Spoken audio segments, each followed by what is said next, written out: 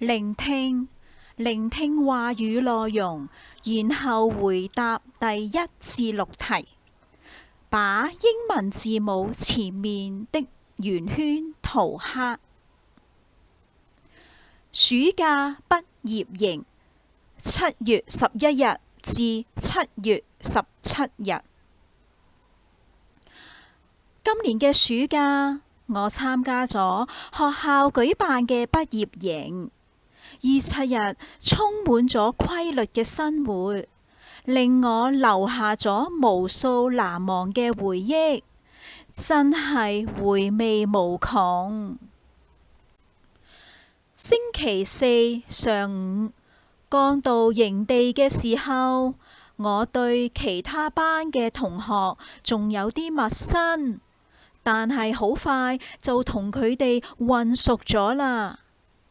日頭，我除咗參加升中講座同埋小組討論之外，仲參加好多戶外活動。喺下午嘅活動之中，我認識咗幾位幽默風趣嘅朋友，大家一齊玩遊戲，一齊做手工，仲一齊食嘢添，輕鬆愉快。而最讓我印象深刻嘅，就莫過於嗰次嘅籃球比賽。儘管烈日當空，我哋依然痛痛快快咁喺球場上面比拼，直到大汗淋漓、筋疲力盡。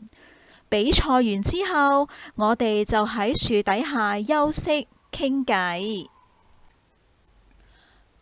最讓我難忘嘅就係星期6晚上嘅師生識別會。嗰一晚，皎潔嘅月光灑喺大地上，每位老師同學都喺草地上手牽手一齊唱歌，一齊跳舞，大家回憶講述6年小學生活嘅趣事。就喺歡笑聲之中，我哋心中都有一絲依依不捨，因為我哋即將到唔同嘅學校繼續升學。到咗星期日，畢業營終於圓滿結束，但呢短短幾日嘅經歷將永遠留喺我心裏邊。佢讓我感受到友誼嘅力量，亦都讓我學咗唔少待人處事嘅技巧。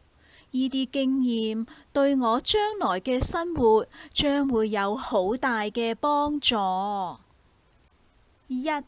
本文講述的是以下哪一項活動？ A. 夏令營 B. 畢業營 C. 學校運動會 D. 文化交流營。2. 星期一的哪一項營地活動最讓作者留下深刻印象？ A. 小組討論 B.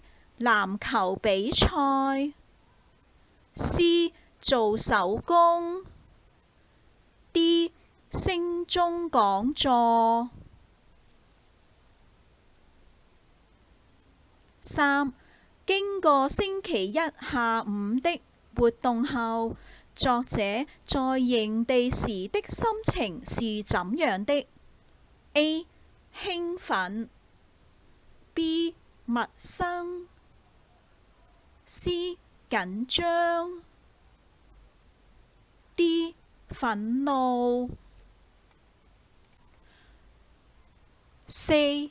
在星期6晚上，畢業營的活動是什麼？ A. 節目表演 B. 師生識別會 C. 烤肉晚會 D. 自由活動。5. 星期六晚上，老師和學生在活動中做了什麼？ A. 一起回顧6年來的學習經歷。 B. 一起討論未來的學習計劃。 C. 一起做手工交換禮物。 D. 一起唱歌跳舞回憶小學的趣事。 6. 作者在畢業營有什麼得着？ A. 學會打籃球的技巧。 B. 學會組織集體活動的技巧。 C. 學會待人處事的技巧。 D. 學會做手工藝品的技巧。